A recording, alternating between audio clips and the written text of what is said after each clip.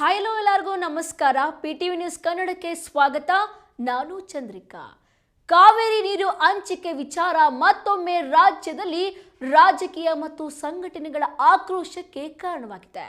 ಕರ್ನಾಟಕದಿಂದ ತಮಿಳುನಾಡಿಗೆ 4.5 TMC ಕಾವೇರಿ ನೀರು ಹರಿಸುವ ಆದೇಶಕ್ಕೆ ತೀವ್ರ ವಿರೋಧ ವ್ಯಕ್ತಪಡಿಸಿರುವ ಕರ್ನಾಟಕ ರಕ್ಷಣಾ ವೇದಿಕೆ ರಾಜ್ಯ ಅಧ್ಯಕ್ಷ TA ನಾರಾಯಣಗೌಡರು ಯಾವುದೇ ಕಾರಣಕ್ಕೂ ಈ ಆದೇಶವನ್ನ ಪಾಲಿಸಬಾರದು ಎಂದು ಆಗ್ರಹಿಸಿದ್ದಾರೆ.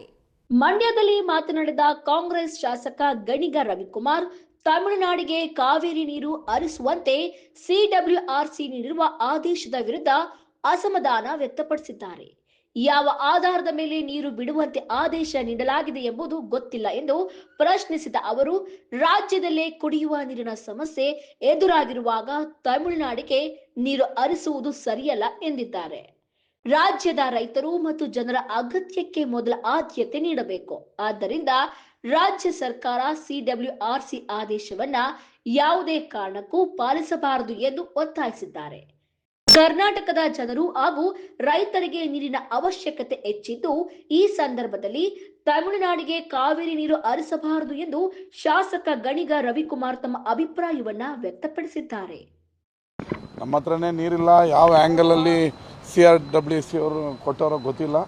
ಆದರೆ ರಾಜ್ಯ ಸರ್ಕಾರಕ್ಕೆ, ನಮ್ಮದೇ ಸರ್ಕಾರಕ್ಕೆ ನಾನು ಒತ್ತಾಯ ಮಾಡೋದು, ಯಾವುದೇ ಕಾರಣಕ್ಕೂ ನಮ್ಮ ರೈತರಿಗೆ ಬೆಳೆಗಳಿಗೆ ಕುಡಿಯೋದಕ್ಕೆ, ಬೆಂಗಳೂರು ಕುಡಿಯೋದಕ್ಕೆ ನೀರಿಲ್ದಿರೋ ಸಂದರ್ಭದಲ್ಲಿ ಯಾವುದೇ CWC ಆರ್ಡ್ರಿಗೆ ಮನ್ನಣೆ ಕೊಡದೆ ಅವ್ರಿಗೆ ನೀರು ಬಿಡಬೇಡಿ ಅಂತ ನಾನು ಒತ್ತಾಯ ಮತ್ತು ಮನವಿ ಕೂಡ ಮಾಡ್ತೀನಿ. ಮನವರಿಕೆ ಮಾಡಿಕೊಟ್ಟಿದ್ದೀವಿ. ಅವರೇನು ಅಂದರೆ 35 TMC ಈ ಜುಲೈಯಲ್ಲಿ ಬಿಡಬೇಕಾಗಿತ್ತು, ಅಟ್ಲೀಸ್ಟ್ 4 TMC ಬಿಡಿ ಅಂತ ಅವರು ಸಾಮಾಜಿಕ ನ್ಯಾಯದ ಲೆಕ್ಕಾಚಾರದಲ್ಲಿ ಕೇಳಿದ್ದಾರೆ.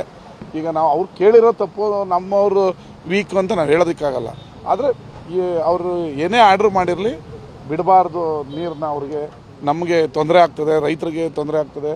ಅದರಲ್ಲೂ ಹೆಚ್ಚಾಗಿ ಇನ್ನು ನಾಳೆ ಮಳೆ ಬರುತ್ತಾ ಬರಲ್ವೋ ನಮ್ಗೆ ಗೊತ್ತಿಲ್ಲ. ಮಳೆ ಬಂದರೆ ವೆಲ್ ಆ್ಯಂಡ್ ಗುಡ್, ಎರಡೂ ರಾಜ್ಯಕ್ಕೂ ನೀರು ಆಗುತ್ತೆ. ಬಟ್ ಮಳೆ ಬಂದಿಲ್ಲ ಅಂದರೆ ಕುಡಿಯೋ ನೀರಿಗೆ ತೊಂದರೆ ಆಗ್ತದೆ, ಜಾನುವಾರುಗಳು ತೊಂದರೆ ಆಗುತ್ತೆ. ಆ ಕಾರಣದಿಂದ ನೀರು ಬಿಡೋದು ಬೇಡ. 100% ನಾನು ಮಂಡ್ಯದ ರೈತರ ಪರ ನೀರು ಬಡ್ಕೊಡ್ತು.